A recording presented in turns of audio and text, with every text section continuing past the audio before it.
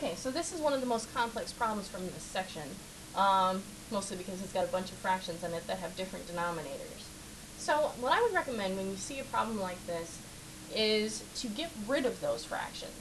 And the way we're going to do that is by multiplying by what you would normally consider the lowest common denominator for all the fractions. So we're going to multiply every term by the lowest common denominator for 16, 4, 8, and 2. And again, that lowest common denominator is the number that's divisible by all of those denominators, and in this case it's 16, right? Because 16 is divisible by 16, 4, 8, and 2. So if I multiply every term in my expression here by 16, it will cancel all of these fractions, then you'll be dealing with whole numbers, which is generally what most people would prefer anyway. So I'm going to multiply this term out here by 16, this one by 16, this one by 16, this one, let's see, it's actually going to be easier to write it on this side, by 16, and this last one also by 16. So if we start simplifying this down, so we've got 16 times 3, which, you put that into your calculator, is 48, and then 5 over 16 times 16, again, you could kind of imagine that as a fraction. Well, these 16s cancel, so you'd be left with 5 over 1, or just 5. And then here, again, if you imagine that as being over 1, you could do some canceling before you did your multiplying. So 16 and 4 are both divisible by 4. So, I'm sorry, not canceling, reducing. So I would have 3 times 4 over 1 times 1, which is 12.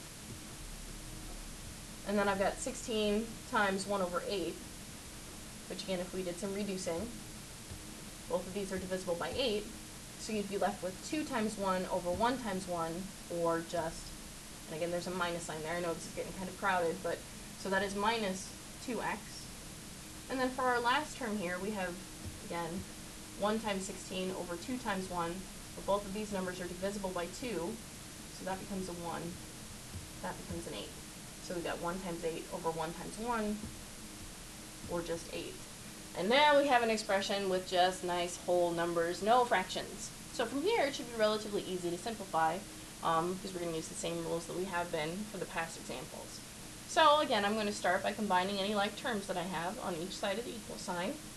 There aren't any over here, because we've got a term with an x, and this one doesn't, so we can't combine those. But over here, we have a 12 and a minus 8. So I can combine those. So these I'm going to leave alone. But 12 minus 8 is 4. And then we still got that minus 2x, which didn't change. And now again, I'm going to start moving terms around. So I'm going to move this minus 2x over to the other side by adding 2x. So we've got 48x plus 2x, which is 50x. This 5 hasn't changed. And then that equals 4. And again, these right here cancel out, which is again what we want. So now we're going to move this positive 5 over to this side by subtracting 5 from both sides. So now we have 50x, these have canceled, equals 4 minus 5, which leaves us with negative 1. Now to solve for x, we've got to get this 50 out from in front of it, and since it's 50 times x, the opposite operation for multiplication is division, so we're going to divide both sides by 50. So if we do that, these cancel, you're left with just x, and x equals negative 1 over 50. Please let me know if you have questions.